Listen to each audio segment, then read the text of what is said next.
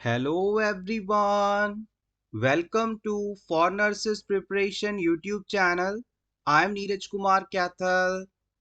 Today is 10th of December 2022.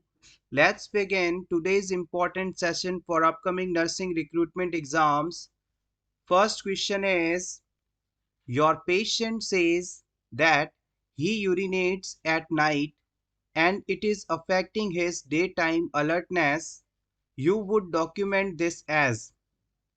आपके पास एक patient आकर ये कहता है कि उसे रात में यूरिन पास करने के लिए बार बार जागना पड़ता है, जिससे उसकी नींद खराब होती है और दिन में भी वो लेस अलर्ट फील करता है। पेशेंट द्वारा रात में बार बार यूरिन पास करने के लिए उठना किस टर्म द्वारा डिनोट किया जाएगा, ये आपको बताना है। क्या ये कंडीशन ओलिगूरिया है, नॉक्चूरिया है, डिस्यूरिया है, पॉलीयूरिया है? प्रीवियस एग्जाम में इस टर्म को, इन सभी टर्म्स को पूछा गया है। सारे ही टर्म्स यहाँ पर इंपॉर्टेंट है। वन बाय वन हम सभी के बारे में डिस्कस भी करेंगे।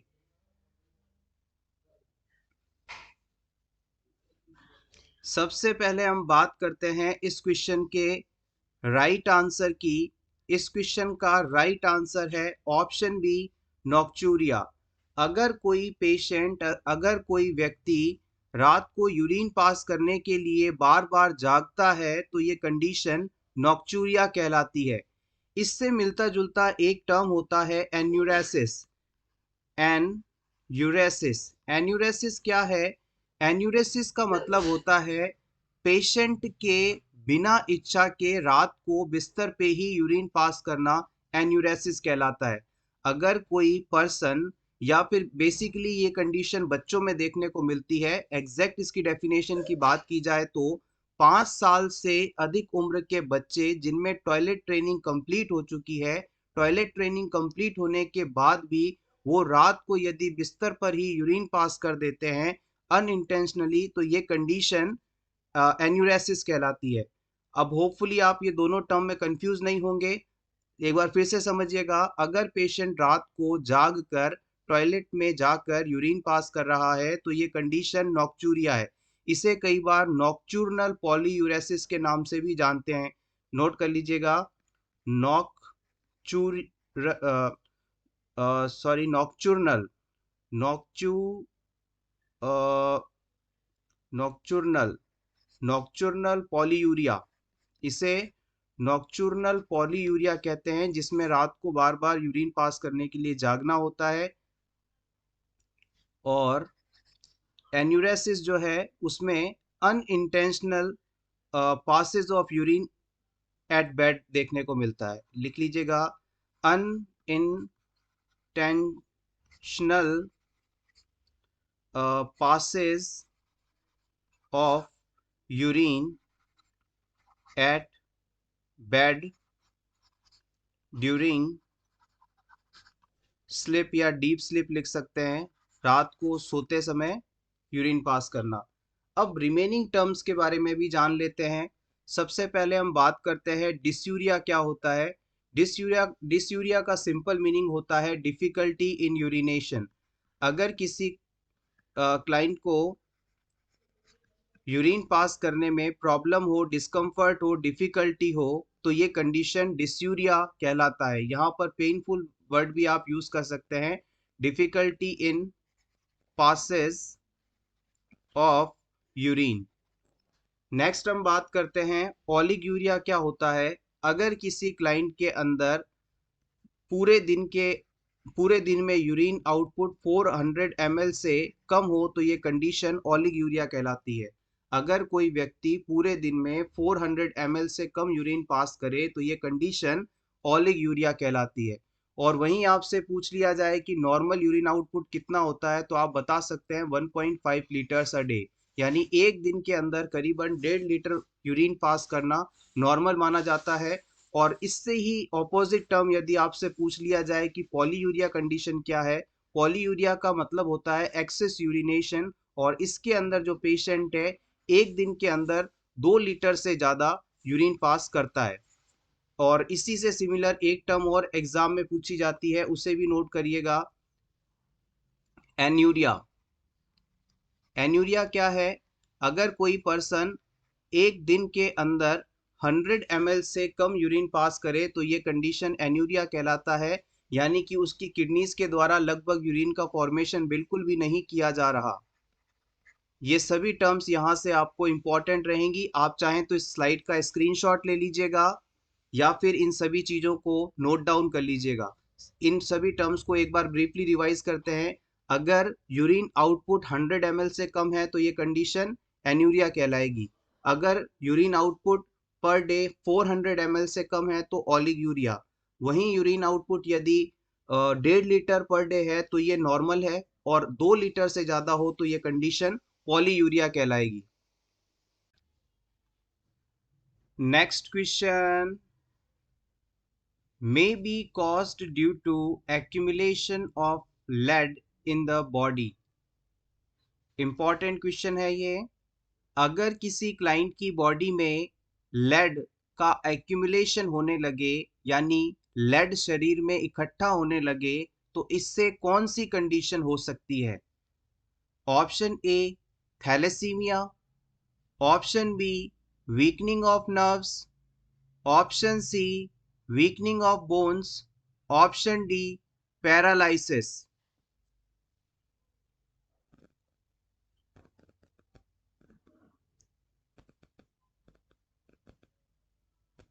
इन चारों में से कौन सी कंडीशन लेड के बॉडी में एक्यूमुलेट होने पर हो सकती है? The right answer is option B weakening of the nerves. आपने छोटी क्लासेस के अंदर पढ़ा होगा, स्कूल एज में पढ़ा होगा, स्कूल के दौरान पढ़ा होगा कि जो लेड होता है जिसका केमिकल सिंबल होता है पीबी, हिंदी में आप इसे सीसा नाम से जानते हैं, और ये बहुत ही यूजफुल एलिमेंट है जो कि डेली लाइफ में पेंट, सिरेमिक आइटम्स, पाइप, एमनीशन जिसे आप गोला बारूद कहते हैं, गोलियां कहते हैं, बैटरीज, कॉस्मेटिक प्रोडक्ट आदि में इसका इस्तेमाल किया जाता है।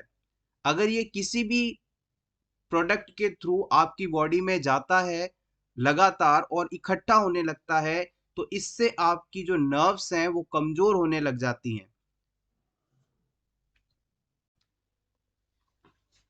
Next question, cancer of cervix is caused by. इनमें से किस वायरस के इन्फेक्शन होने पर सर्वाइकल कैंसर होने की संभावना रहती है? Option A human immunodeficiency virus, option B human diploid virus, option C human papilloma virus, option D rota virus.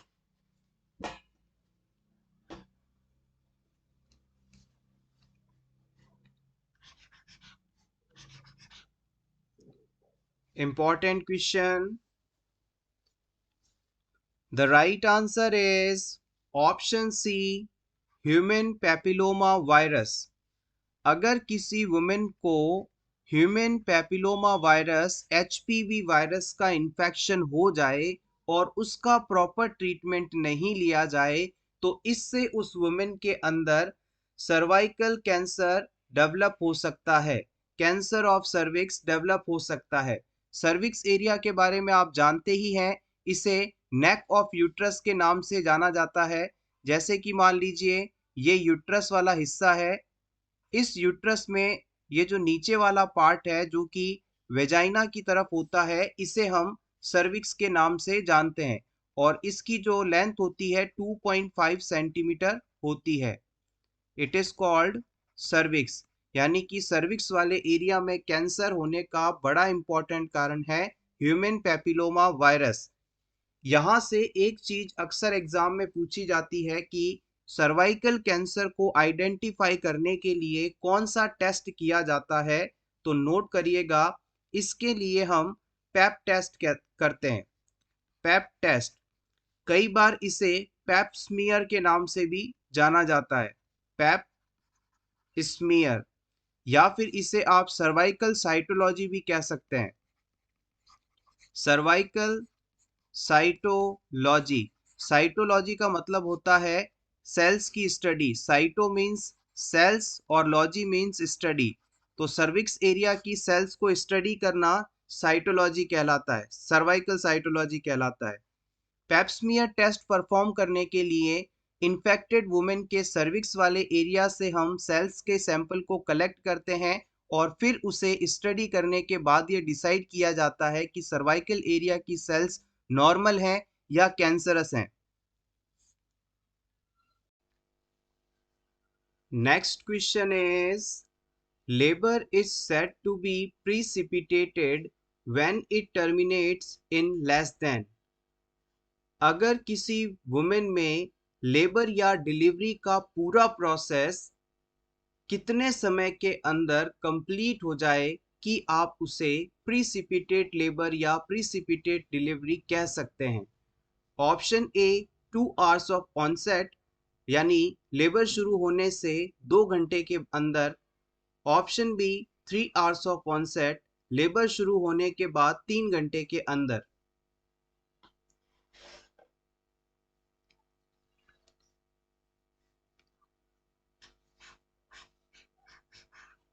Important. Yes, exactly the right answer is option B.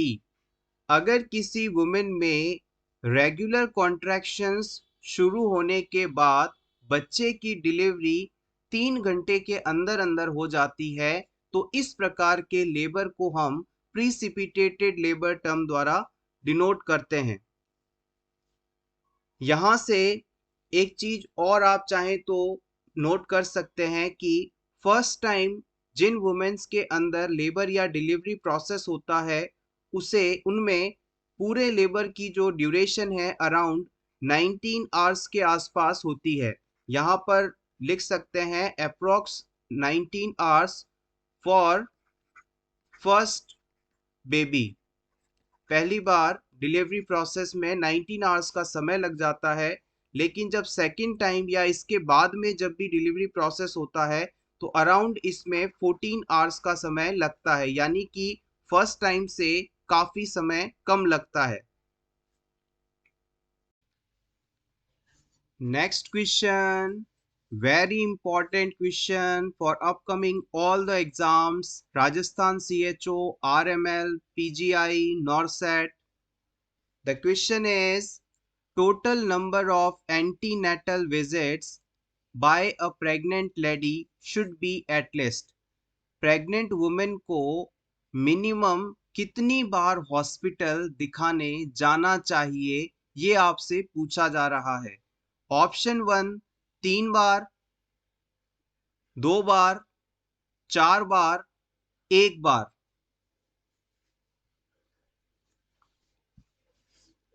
Previous exam में भी इस question को कई बार पूछा गया है।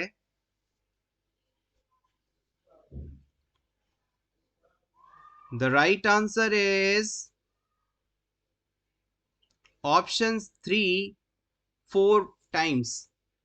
पूरे pregnancy period में WHO कहता है कि कम से कम 4 बार हॉस्पिटल दिखाने जाना चाहिए, मिनिमम 4 विजिट होनी चाहिए प्रेग्नेंट वुमेन की टू द हॉस्पिटल।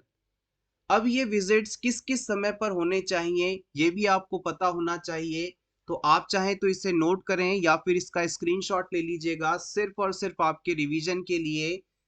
WHO ने 4 विजिट्स का टाइम बताया है। सबसे पहली विजिट जो है वो 16 वीक की प्रेगनेंसी तक होनी चाहिए या 16 वीक की प्रेगनेंसी पर होनी चाहिए।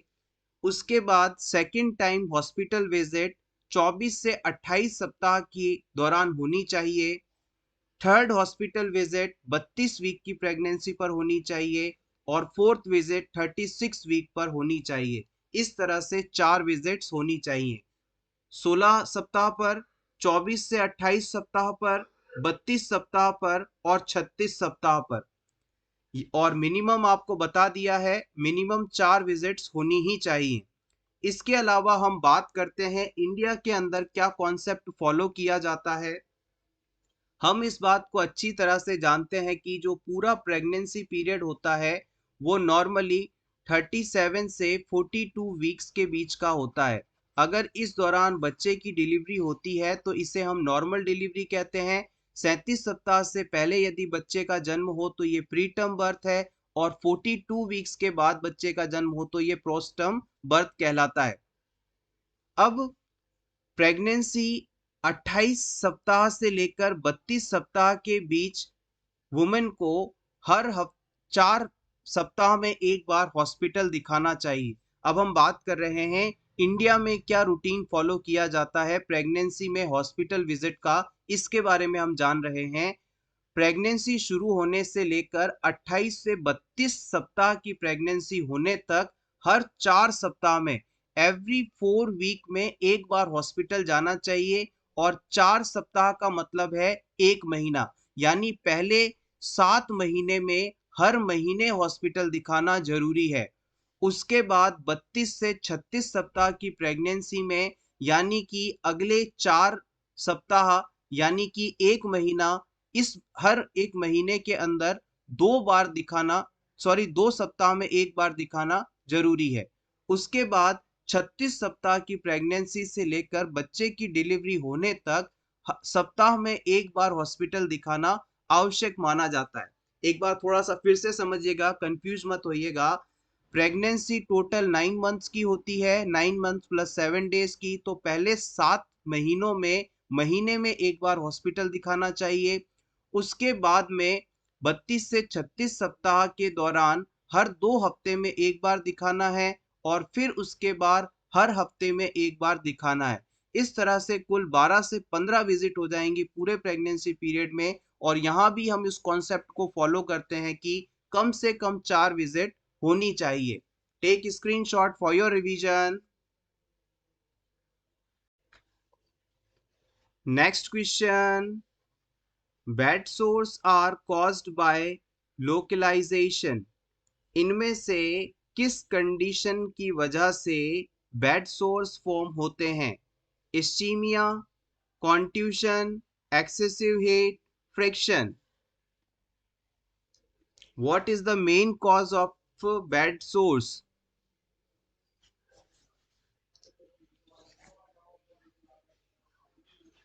The right answer is option A, ischemia.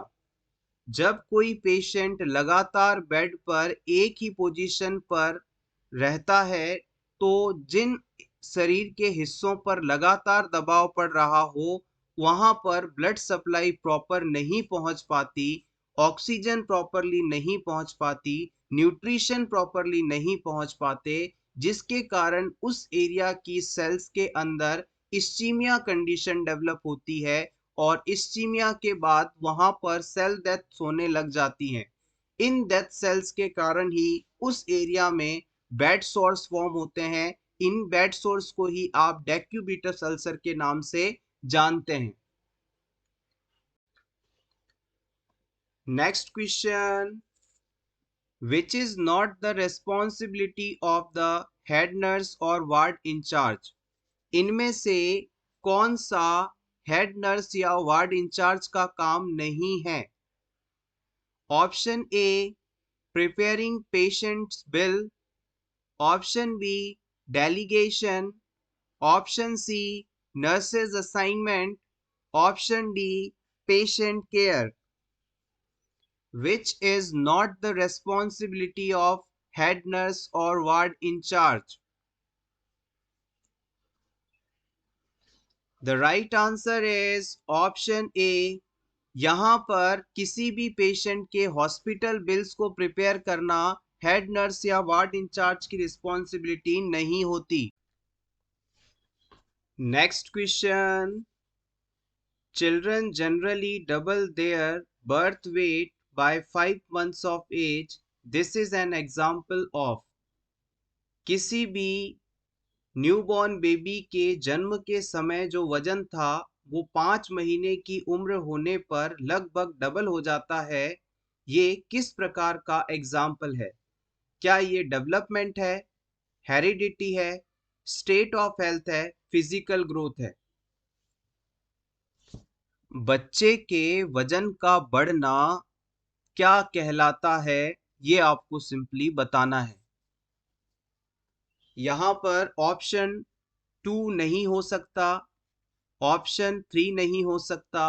अब आपको डेवलपमेंट या फिजिकल ग्रोथ, इनमें से सही ऑप्शन को सेलेक्ट करना है। The right answer is option 4।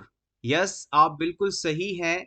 यहां पर देखिएगा फिजिकल ग्रोथ का क्या मतलब होता है।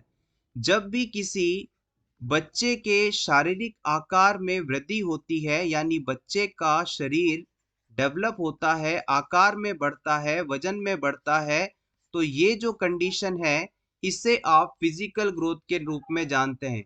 क्या है ये? फिजिकल ग्रोथ है, यानी कि शरीर में वजन और आकार का बढ़ना इज अ फिजिकल ग्रोथ। इसके अलावा अगर बच्चा किसी नई स्किल को सीखता है, चलना सीखता है, बोलना सीखता है, लिखना सीखता है या कोई और काम सीखता है, तो इसे आप डेवलपमेंट कहते हैं। यहाँ बच्चे में ब्रेन का डेवलपमेंट हो रहा है, स्किल्स वो सीख रहा है। तो ग्रोथ क्या है? आकार का बढ़ना, वजन का बढ़ना। और डेवलपमेंट क्या है? किसी नई स्किल को सीखना, चलना, बोलना, लिखना। ये सब इस तरह से आप इन दोनों बेसिक टर्म्स को याद रख सकते हैं, और प्रीवियस एग्जाम में इस कॉन्सेप्ट से क्वेश्चंस पूछे गए हैं, इंपॉर्टेंट है। Next question is, apart from vital signs, which of the following assessment would provide most important assessment information of a 10 months old infant with diarrhea and dehydration? एक 10 महीने का बच्चा जिसे डायरिया हो रहा है, इस बच्चे में डायरिया के कारण डिहाइड्रेशन कंडीशन डेवलप हुई। अब इस बच्चे में वाइटल साइंस के अलावा किस फाइंडिंग का असेसमेंट सबसे ज्यादा इंपॉर्टेंट होगा, ये आपको सेलेक्ट करना है।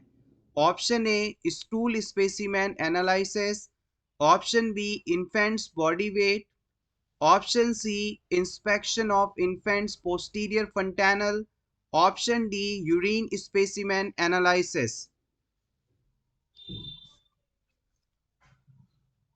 प्रीवियस क्लास के अंदर इस कॉन्सेप्ट से सिमिलर क्वेश्चन को हमने डिस्कस किया था, इंपॉर्टेंट है। देखिएगा, यहां पर डायरियल कंडीशन की बात हो रही है, तो आप यूरिन स्पेसिमेन का एनालिसिस नहीं करेंगे, it is not most important. वहीं पर पोस्टीरियर फंटानल हो या एंटीरियर फंटानल हो, इनकी कंडीशन को देखकर, इनकी सप्रेसनेस या फिर बल्जिंगनेस को देखकर आप बॉडी में डिहाइड्रेशन का अंदाजा लगा सकते हैं, but it is not important. वहीं पर स्टूल स्पेसिमेन एनालिसिस उस समय किया जाता है जब बच्चे में डायरिया का एग्जैक्ट कॉज हमें पता नहीं चल पा रहा हो। तो it is not used for every child, for every condition.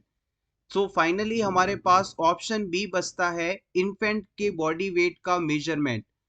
Infants यानी 1 साल से कम उम्र के बच्चों में चाहे वॉमिटिंग हो, चाहे डायरिया हो, किसी भी कारण से जब डिहाइड्रेशन कंडीशन होती है, तो उनमें इस कंडीशन के ट्रीटमेंट के लिए फ्लूइड थेरेपी दी जाती है। ये फ्लूइड थेरेपी सफिशिएंट है या नहीं, इससे बच्चों को बेनिफिट मिल रहा है या नहीं, इस चीज का असेसमेंट करने के लिए इन्फेंट के बॉडी वेट का लगातार मेजरमेंट करना आवश्यक माना जाता है।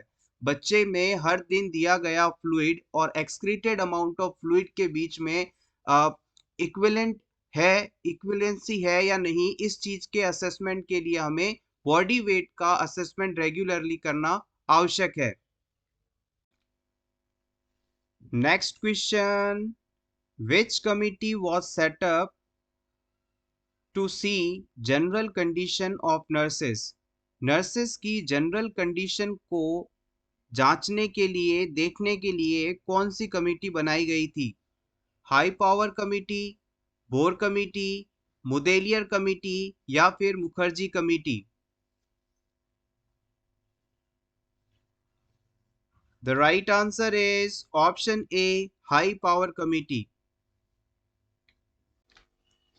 Next question, one of the following is used in acute chest pain. अगर किसी क्लाइंट को एक्यूट चेस्ट पेन कंडीशन है तो इस सिचुएशन में कौन सा टेस्ट करवाया जाना इंपॉर्टेंट है? SGOT एस्टिमेशन, ट्रोपोनिन टी और I estimation, blood cholesterol estimation, LDH estimation. किसी भी क्लाइंट में यदि अचानक चेस्ट पेन होता है तो वो एंजाइना पेक्टोरिस या मायोकार्डियल इंफ्रैक्शन हो सकता है। इन दोनों ही कंडीशंस में हार्ट की मायोकार्डियल सेल्स तक प्रॉपर ब्लड सप्लाई नहीं पहुंचती, जिनके कारण वो डैमेज हो जाती हैं, उनकी डेथ होने लगती हैं। और इस सिचुएशन को आइडेंटिफाई करने के लिए हम ट्रोपोनिन आई या ट्रोपोनिन टी जैसे कार्डियक एंजाइम्स को असेस कर सकते हैं। जब भी हार्ट सेल्स तक प्रॉपर ब्लड सप्लाई नहीं पहुंचती तो हार्ट की सेल्स की डेथ होने लगती है, जिसके कारण हार्ट सेल्स में मौजूद ट्रोपोनिन आई और ट्रोपोनिन टी का लेवल ब्लड में लगातार बढ़ता है। और ब्लड में बढ़े हुए इन ट्रोपोनिन आई और टी के लेवल को देखकर हम ये पता लगा सकते हैं कि क्लाइंट के अंदर कार्डियक सेल्स डैमेज हुई हैं। अगर आपसे पूछ लिया जाए कि ट्रोपोनिन आई और ट्रोपोनिन टी में से सबसे ज्यादा स्पेसिफिक कार्डिक सेल्स के लिए कौन सा एंजाइम है, तो आप बता सकते हैं ट्रोपोनिन आई जो है वो बहुत ज्यादा स्पेसिफिक माना जाता है हार्ट से रिलेटेड डैमेज को आइडेंटिफाई करने के लिए। Next question, acute bleeding from the nose is known as. अगर किसी क्लाइंट में अचानक नोज ब्लीडिंग होने लगे तो ये कंडीशन क्या कहलाती है?